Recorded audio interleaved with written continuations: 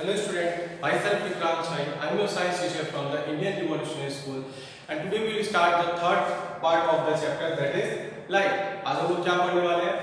Light chapter का third part पढ़ने वाले हैं। इससे पहले मैंने आप लोगों को 2 पार्ट पढ़ा दिया है, उसकी वीडियो आप लोग चैनल पे जाके देख सकते हैं। सेकंड पार्ट में मैंने डिस्कस किया था आई के बारे में कि किस तरीके से हमारी आंखें काम करती है और चीजों को देखने में क्या करती है, हमारी हेल्प करती है। Means eye is the only organ which helps you to see the objects. Eye एक ऐसा ऑर्गन है जो आपको क्या करता है, चीजों को देखने में हेल्प करता है, किसी भी चीज को डिटेक्ट करने में।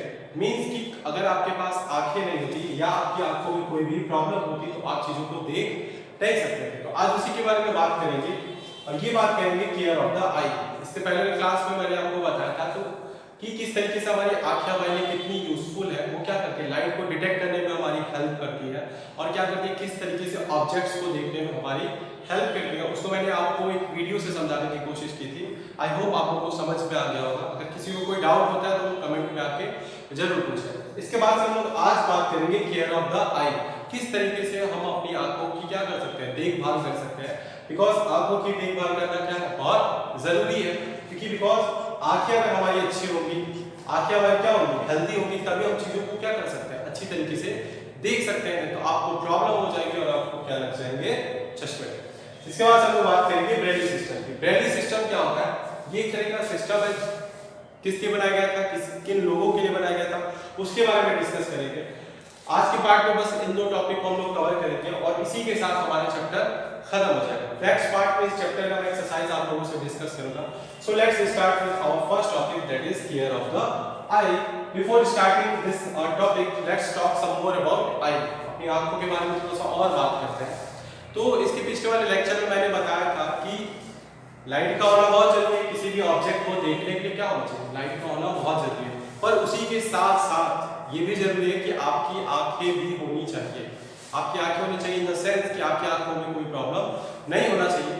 बिकॉज क्या होगा, अगर आपकी आंखें सही नहीं होंगी तो आप लाइट को डिटेक्ट नहीं कर सकते हैं। और जब लाइट को आप डिटेक्ट नहीं कर पाएंगे, लाइट आप अच्छे अमाउंट में लाइट आप रिसीव नहीं कर पाएंगे या डिटेक्ट नहीं कर सकते, तो आप चीजों को देख भी नहीं सकते हैं। फर्क नहीं पड़ता है कितनी भी लाइट हो या लाइट नहीं हो। फॉर एग्जाम्पल जैसे कि आप लोगों ने जो भी ब्लाइंड पीपल है, आप लोगों ने उनको देखा होगा, क्या होता है, कितनी भी लाइट है या कितनी भी रोशनी है, उन चीजों को देख सकते हैं, नहीं देख सकते हैं। क्यों?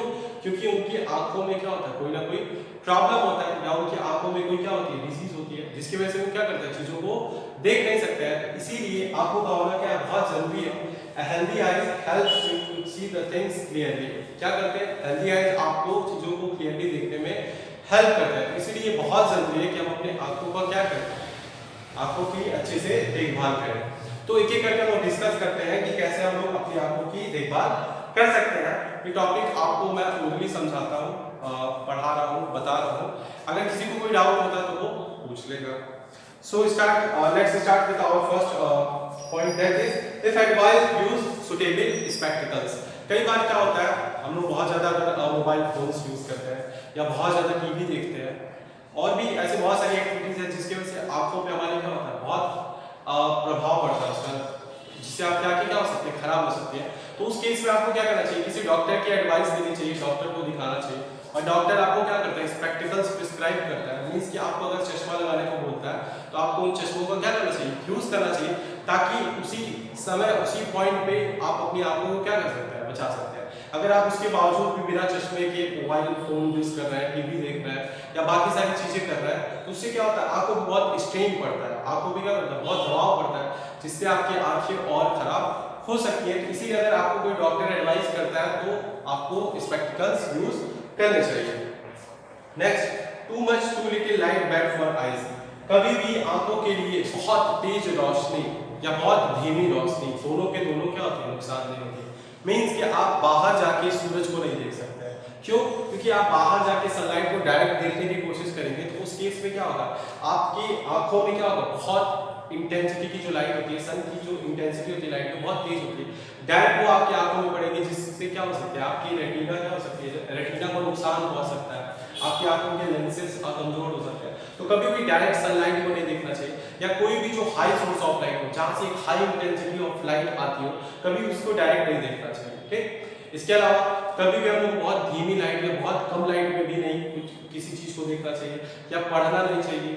इसका मतलब ये नहीं कि पढ़ना है, मीन्स कि बस धीमी लाइट हो और उसमें आपको क्या करना है, उसमें आपको नहीं पढ़ना है, ठीक। लाइट जब अच्छी हो, सफिशिएंट अमाउंट ऑफ लाइट हो जिसमें आप चीजों को क्लियर देख सकते हैं, वहां पे आप पढ़ सकते हैं, लिख सकते हैं, कुछ भी कर सकते हैं। बट जहाँ पे बहुत कम रोशनी होती है वहां पे आंखों पे क्या पड़ता है, बहुत ज्यादा स्ट्रेन पड़ता है, क्योंकि सफिशिएंट अमाउंट ऑफ लाइट मिलता नहीं है जिससे आप चीजों को क्लियरली देख नहीं सकते हैं।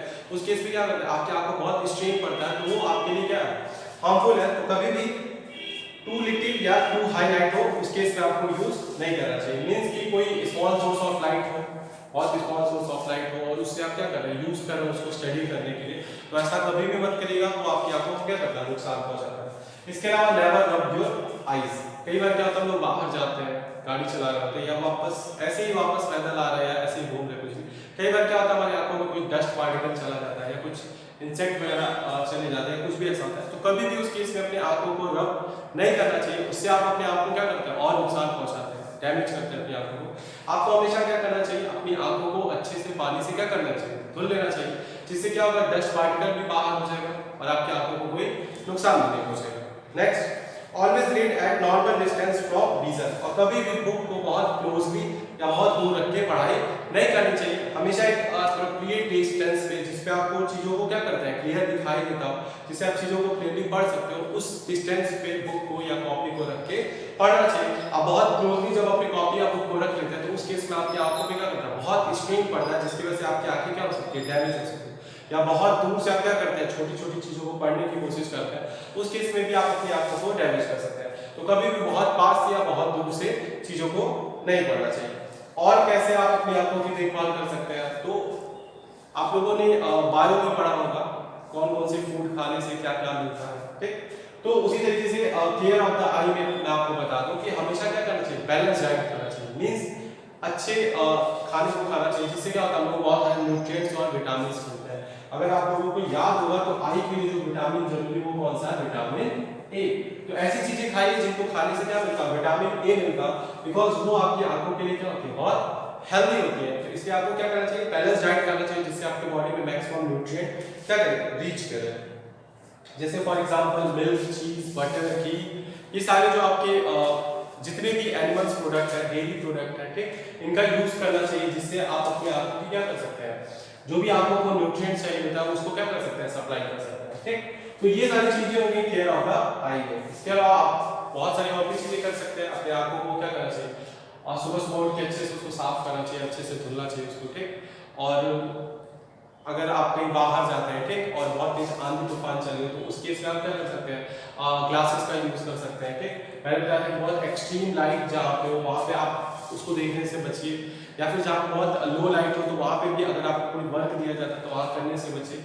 और यही सारी चीजें हैं जिनको आप फॉलो करके क्या कर सकते हैं, अपने आंखों की अच्छी देखभाल कर सकते हैं, ठीक। अब हम बात करते हैं अपने अगले टॉपिक की, visually impaired person can read and right. क्या ऐसे लोग जिनकी आंखें ठीक नहीं होती वो लिख सकते हैं या पढ़ सकते हैं? अगर मैं आपसे पूछूं कि कोई अंधा आदमी है, ठीक, वो लिख सकता है या वो पढ़ सकता है, तो आपका आंसर क्या होगा? आप लोगों को अगर पता होगा, अगर आप लोगों ने देखा तो बहुत अच्छी बात है। इसका आंसर है yes, a blind people can write and a blind people can also read. जो भी ब्लाइंड पीपल होते हैं वो लिख भी सकते हैं, और जो ब्लाइंड पीपल होते हैं वो क्या कर सकते हैं, पढ़ भी सकते हैं। कैसे?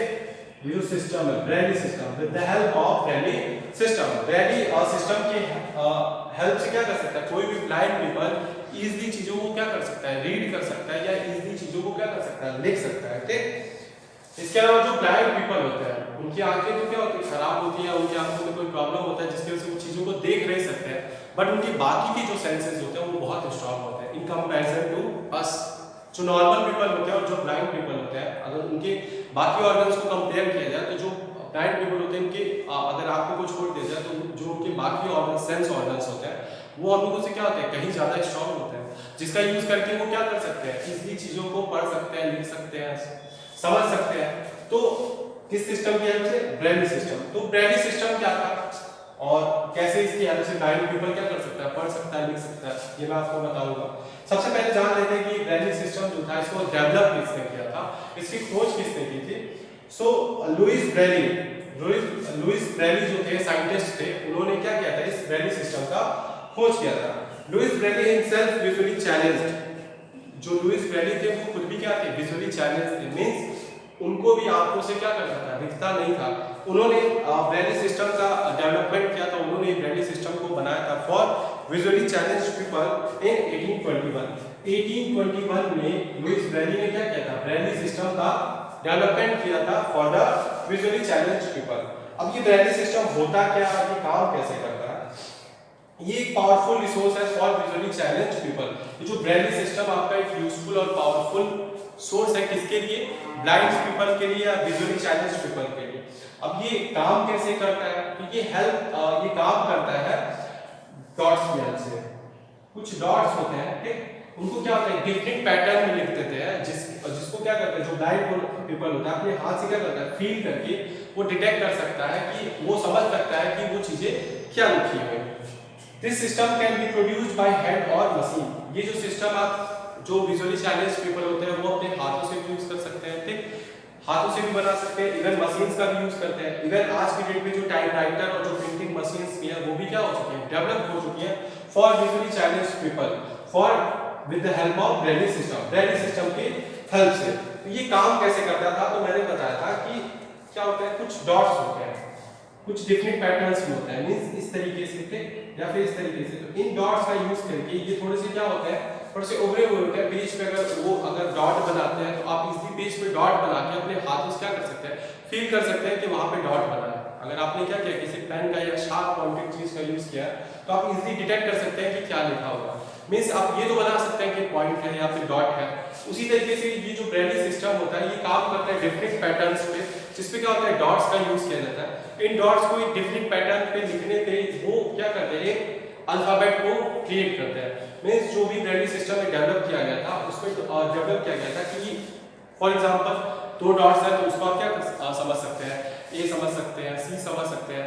एग्जैक्टली क्या होता है वो मुझे भी नहीं क्लियर है, बट होता क्या है कि जो भी डॉट्स होते हैं उसमें आप उसको फील करते हैं, उसको आप टच करते हैं और फील करते हैं कि वो क्या लिखा है। ब्रेली सिस्टम के अंदर आपको वो सारी चीजें बताई जाती हैं। आप लोगों ने देखा कि कैसे ब्रेली सिस्टम की हेल्प से जो विजुअली चैलेंज पीपल होता है वो सिर्फ अपने सेंसेस से में सिर्फ टच करके पॉइंट्स को, डॉट्स को टच करके वो समझ सकता है कि क्या लिखा है। उसी तरीके से क्या कर सकता है, वो लिख भी सकता है और पढ़ भी सकता है with the help of Braille system. तो ओवरऑल आज हम लोगों ने देखा कि किस तरीके से हम अपनी आंखों की अच्छी देखभाल कर सकते हैं, और हम लोगों ने देखा कि कैसे ब्रेली सिस्टम जो है ब्लाइंड पीपल या विजुअली चैलेंज पीपल क्या करती है, हेल्प करती है।